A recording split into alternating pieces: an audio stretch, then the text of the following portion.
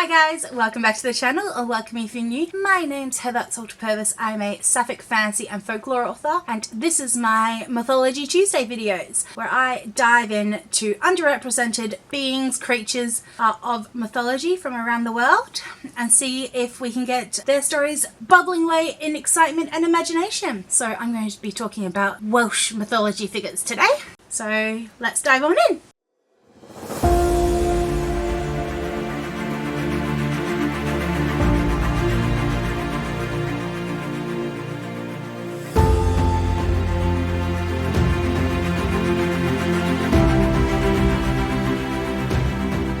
So Welsh mythology is full of powerful women, but they've been told through a very straight lens for way too long, as most people are.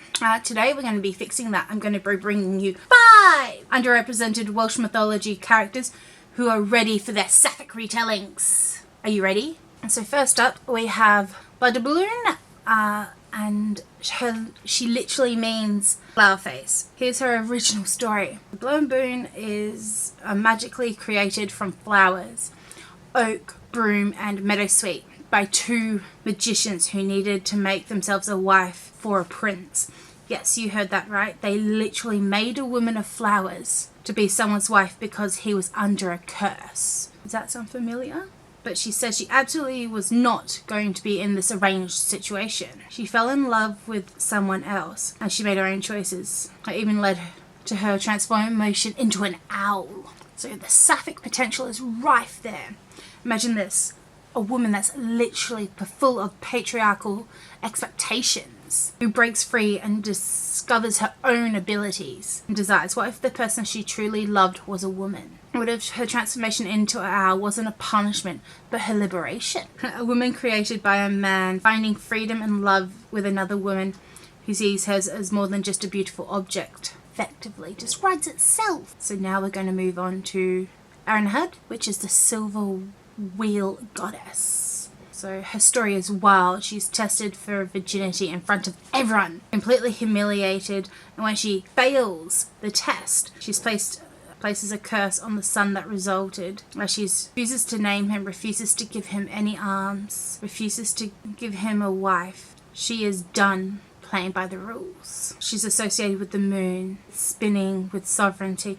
She's powerful, defiant, and absolutely will not be conformed and controlled. So the goddess who rejects every patriarchal expectation placed on her, who rules her own celestial realm and refuses to bend. Doesn't she sound intriguing? Powerful goddess.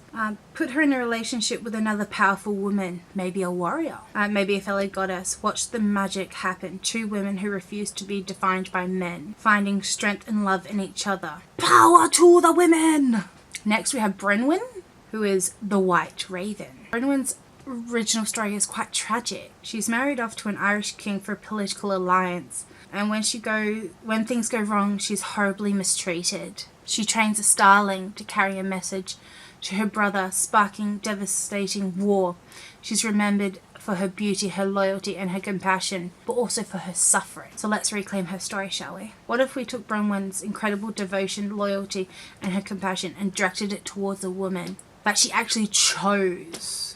Imagine the political marriage where Branwen finds unexpected love with an Irish noble woman, or maybe another woman who work together to prevent the war entirely, choosing peace and each other over the violent demands of men, the male relatives within their world. Branwen's story is about communication, connection and devotion. It could be so powerful. A sapphic tale of 2 women navigating politics, loyalty and then love. Next we have Rhiannon, and Rhiannon is the Great Queen. She appears riding a magical white horse that no one else can catch until she chooses to stop for a man she wants. She's described as being strong-minded, intelligent, politically strategic. Known for her incredible conversation skills, she's literally chooses her own husband, which is radical for these stories. But when her story gets bogged down in the false accusations and punishments, she is forced to carry people on her back like a horse after being accused of murdering her own children.